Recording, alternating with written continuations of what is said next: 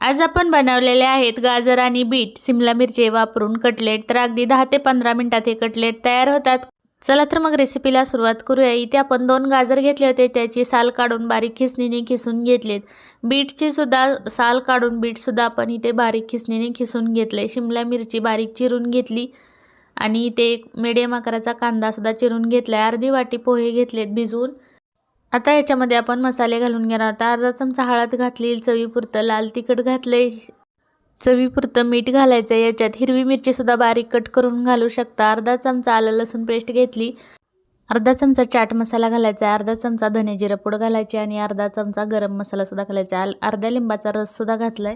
आता इथे आपण 2 बटाटे उकडून घेतलेले आहेत, ते असा ह्याच्यामध्ये चुरून घालायचे। बटाटे सुद्धा चुरून घातलेले आहेत। आता हे आपल्याला सगळं मिक्स करून घ्यायचं आहे। तर हे बघा सगळं मिक्स करून घेतले। मस्त कलर आलेला आहे, बीट असल्यामुळे त्याचा कलर छान आलेला आहे। आता याचे कटलेट बनवून घेणार आहोत। अगदी पटकन होणारी रेसिपी आहे, पटकन मुलांना सुद्धा हे टिफिनला देऊ शकता बनवून। तरी बघा इथे आपण कटलेट बनवून घेतलेले आहेत। इथे आपण 1 चमचा एवढं कॉर्नफ्लॉवर घेतलेलं आहे, त्याच्यामध्ये पाणी घालून आपण इथे स्लरी बनवून घेतली। कॉर्नफ्लॉवर जर नसेल तर तुम्ही मैद्याची सुद्धा स्लरी बनवून घेऊ शकता। कटलेटसाठी आपण आता इथे ब्रेड क्रम्स वापरणार नाहोत, तर शेवया वापरणार आहोत। तर आता इथे कॉर्नफ्लॉवरच्या स्लरीमध्ये बुडवून घेतले आणि जे खिरीच्यासाठी शेवया वापरतो त्याच्या शेवयामध्ये आपण हे आता घोळवून घेतलेलं आहे। आता हे कुरकुरीत मस्त कटलेट तयार होते। पॅनमध्ये तेल घालून घेतले आणि आता आपण हे कटलेट घालून घेतलेत। तर इथे आता मी एका वेळेस 4च कटलेट घालून घेतलेले आहेत।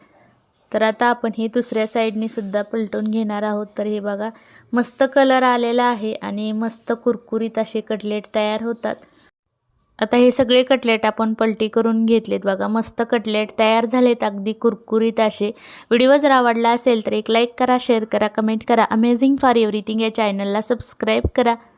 हे बघा सगळे कटलेट आता आपण काढून घेतोय।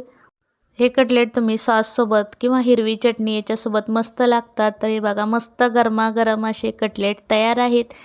10 मिनिटात होणारी रेसिपी आहे। व्हिडिओ बघितल्याबद्दल सर्वांना धन्यवाद।